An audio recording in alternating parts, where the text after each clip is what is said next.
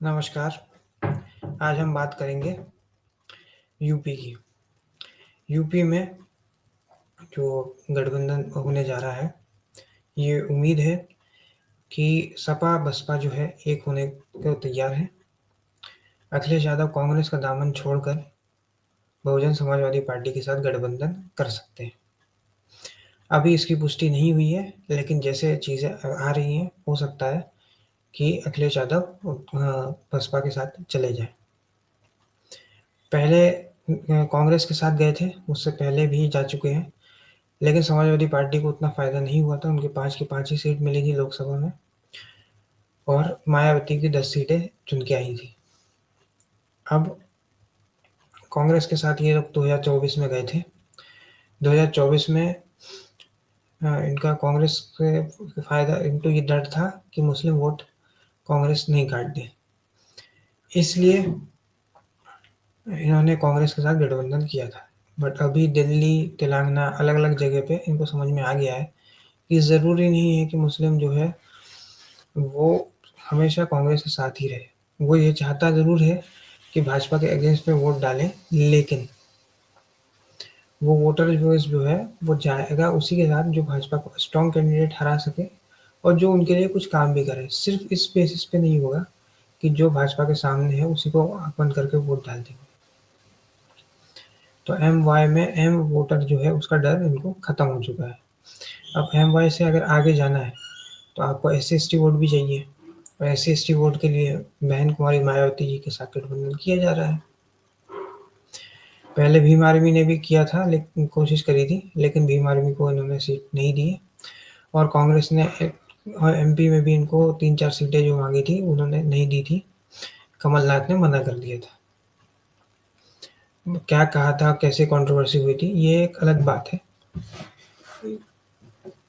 ये सब आप गूगल कर सकते हैं कि किस तरह से अखिलेश यादव को बहुत नीचा दिखाया गया। वैसा ही केजरीवाल के साथ किया गया दिल्ली में और हरियाणा में। 3-4 सीटें भी नहीं दी गई। तो अब ये हो रहा है कि अखिलेश यादव, मायावती और गठबंधन होने वाला है सपा-बसपा का। पहले एक ही बार बसपा का कांग्रेस के साथ गठबंधन हुआ था, जहाँ पर बसपा ने कांग्रेस को सिर्फ 1/3 सीटें दी थी। जो इतने दशक से राज कर रही है, उसको सिर्फ 1/3 सीट दी थी। तो काशीराम का लॉजिक ये था कि एक समय कांग्रेस ने भी अम्बेडकर की पार्टी को 1/3 सीटें ही दी थी, तो उसका बदला इन्होंने लिया था।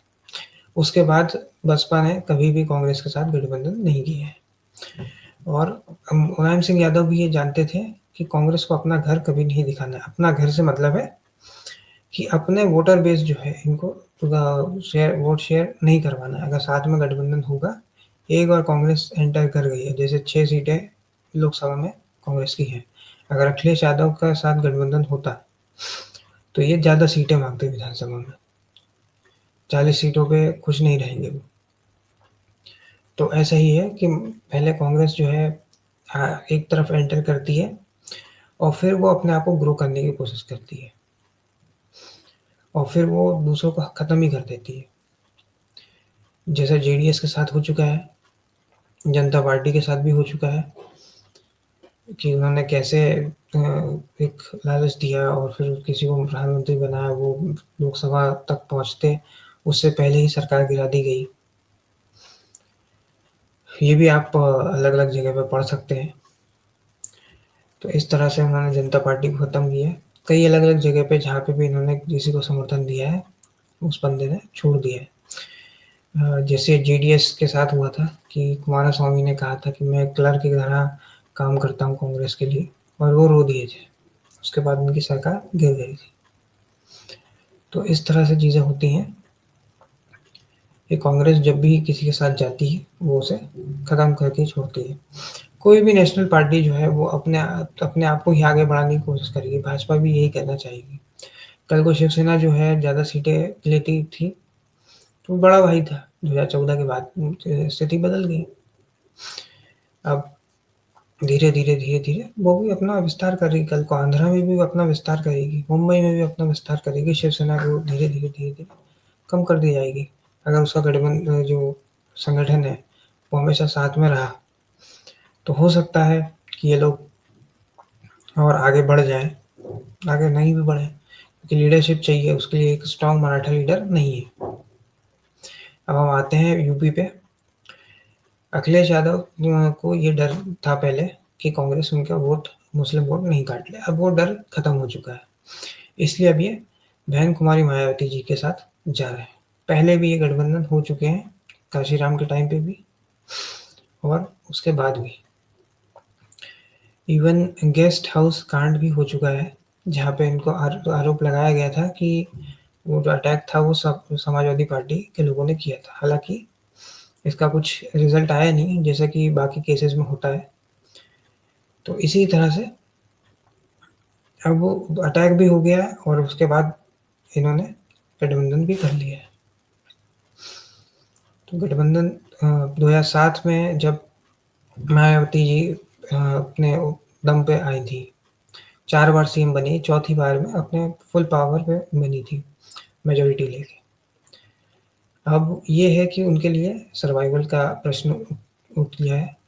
1 सीटें हैं, उनको 403 सीटों में से सिर्फ़ 1 सीट है, लोकसभा में इनका 0 है। तो अगर ये ऐसे ही चलता रहा, तो वो बसपा जो है वो पूरी खत्म हो जाएगी। और अखिलेश यादव भी 2017 के बाद से पावर में नहीं है। तो ये है कि उनका भी पॉलिटिकल सर्वाइवल है। अगर ये इस बार हार गए 2027 में, तो इनका जो है पूरा अस्तित्व ही खत्म हो जाएगा। इसलिए ये ज़रूरी है कि इनको भी अ, जी एक अच्छी जीत दर्ज करनी पड़ेगी। ये तो वैसा ही है कि अगर रेस में 2 लोग दौड़ रहे हैं, तो दूसरा तो सेकंड आएगा ही आएगा। तो वैसे ही पिछले विधानसभा चुनाव में हुआ कि ये अखिलेश यादव दूसरे नंबर की पार्टी बनी, 111 या 100 से ऊपर सीटें लेके। अगर वे सही तरीके से जनता के साथ जुड़ाव रखेंगे, संगठन बनाएँगे, सही मुद्दों को उठाएँगे, सही नैरेटिव को जनता के बीच में पहुँचाएँगे, तो ये एक टफ फाइट दे सकते हैं। जीत-हार के प्रेडिक्शन देना गलत है, क्योंकि एक फ्लोटिंग वोटर होता है, एक साइलेंट वोटर होता है, वो कब क्या करता है वो कोई नहीं जानता। इसलिए ये ज़रूरी है कि जनता के मुद्दे पे काम करें। बुंदेलखंड में, पूर्वांचल में अभी भी ऐसा तो नहीं होगा कि सबको पानी मिल चुका है, सबको बिजली मिल चुकी है, सबके लिए सड़कें बन चुकी है, सबको पक्के घर मिल गए हैं, सबको टॉयलेट मिल गई है। कहीं न कहीं कुछ तो प्रॉब्लम रहेगी। लखनऊ में भी कारें हवा में तो नहीं उड़ने लग गई होंगी, कुछ तो प्रॉब्लम वहाँ भी होगा। तो जो लोकल इश्यूज़ हैं, वैसे इश्यूज़ को उठाइए, अच्छा संगठन पे काम करिए। और जो जातीय समीकरण भी एक फैक्टर रहेगा, राष्ट्रवाद भी हो सकता है, धर्म भी हो सकता है, सारे फैक्टर मैटर करते हैं। कोई ऐसा नहीं है कि कोई एक ही चीज़ मैटर करती है। चुनाव में सब कुछ चलता है, फ्रीबीज़ भी चलती है, जातीय समीकरण भी चलता है और कई सारे ऐसे लोकल इश्यूज़ भी होते हैं, जैसे नौकरियों का मुद्दा है। कई किसान हैं, एमएसएमई से इनको नहीं मिलता है, या कोई जैसे शुगर फैक्ट्री है, उनको गन्ने का जो है पैसे ही नहीं मिले। ये भी एक मुद्दा हो सकता है। और भी कई प्रकार के मुद्दे होते हैं, जैसे कहीं पे बाढ़ आ गई तो किसान की हालत ख़राब है। मिडिल क्लास जो है, वो एक नोएडा में उनको जॉब मिल जाती है, उसके अलावा सबको पलायन ही करना पड़ता है। ये भी एक मुद्दा हो सकता है। तो ई-रिक्शा के कारण जो ट्रैफ़िक लगता है, कभी ये भी एक मुद्दा हो सकता है। साफ़ पानी, बिजली, इंफ्रास्ट्रक्चर।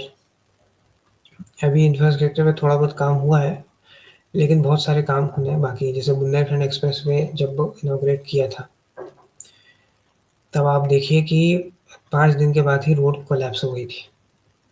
तो यह ज़रूरी है कि इन सब मुद्दों को विपक्ष अच्छे से उठाए और कहीं न कहीं जो कमियाँ तो रहेंगी, एक वर्ग तो ऐसा रहेगा जो हमेशा दुखी है, निराश है।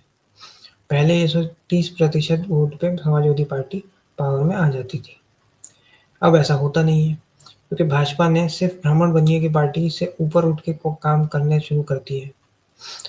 पहले ओबीसी पर फ़ोकस किया, केशव प्रसाद मौर्य को अध्यक्ष बनाया, केशव प्रसाद मौर्य को बाद में डिप्टी सीएम बनाया, ताकि ओबीसी वोट मिल सके। और भी न कहीं अपना दल के साथ गठबंधन किया, ताकि वोट उधर और भी ओबीसी वोट मिल सके।